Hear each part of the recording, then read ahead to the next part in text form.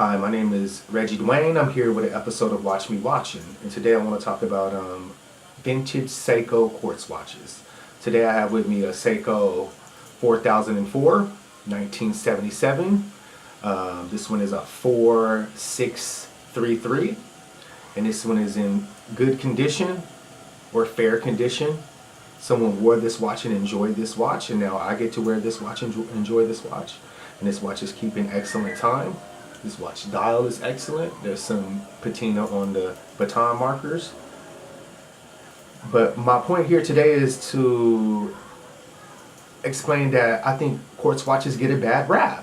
People are always talking about the manual wind, the automatic this, and I love those watches. I have a litany of automatic watches, and I'll be bringing some of those to you in the near future if everything goes well.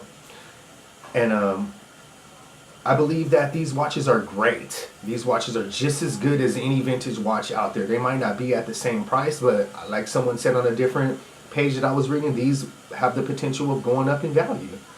And I have another one with me today. This one is a vintage 1976 4823 with this kind of shaped crystal on the top. I don't know what it's called. I haven't did the research and figured out what they call that. But this is the original Seiko shaped crystal. And I seen this watch recently on the internet, and I probably paid $60 for this watch. And it was one of the best $60 that I ever paid for. And I absolutely love this watch. The dial is great. If I had a better camera, you can see it up close. But the way this watch sits on your wrist, let me put it on and show you guys. It's great. Keeps excellent time also. I've got another watch on my wrist here. I'll be showing you that one too. See if anybody knows what this watch is. Look at that. Look at that crystal. The shape of that. Look at that. How it sits off up on there. For vintage watch, this is one of the best feeling and sitting watches I've come in contact with. And I've owned a few vintage watches. Yeah, I love these watches. And I believe these watches are great and they can add to anyone's collection, whether you have a high-end collection or just starting out like myself. I want to big up Theo and Harris and Paul Thorpe, TGV, Federico. These guys have helped me along my journey, especially TGV and Paul Thorpe recently with the purchase. I purchased a Submariner recently. A no-date sub, 1990s model. And thank you guys. I'd like to show you guys something else here. I have a vintage shoulder dial. Can't see what it says. Oh, my camera is terrible. It's a Praesent, Praesent, automatic 25 jewels. It's like the same exact case as a Omega Geneve 500 that I had, 501, excuse me, except for this one has drilled lugs.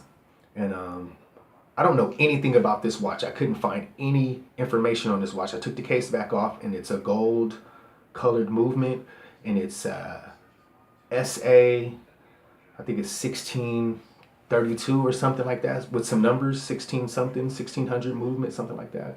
It's a great little watch. I think I paid $24, $26 for this watch. No more than 30. And this watch runs excellent. It's not a quick set watch. It's old. I think it's from the 50s. If anyone has any information about this old Praesent watch right here, please upload it in the comments. Yeah, I want to talk to you guys something else about watch choices. A lot of people say the same thing. Buy what you like. I say buy what feels good.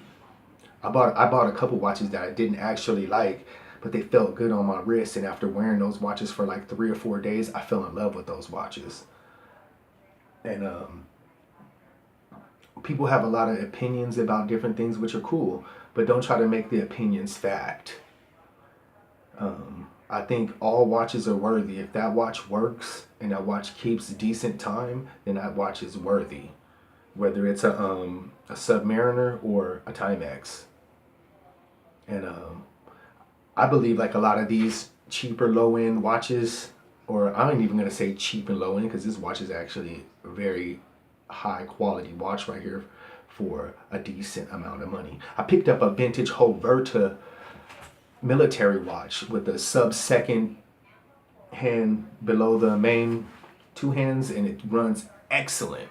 And I I've seen one advert on line about it. I don't know anything about it. Someone says that they were popular in Canada, but my point is that these unknown vintage Swiss watches are excellent watches, excellent watches, just as good as any Omega,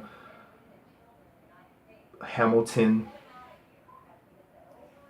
Tudor that you can get.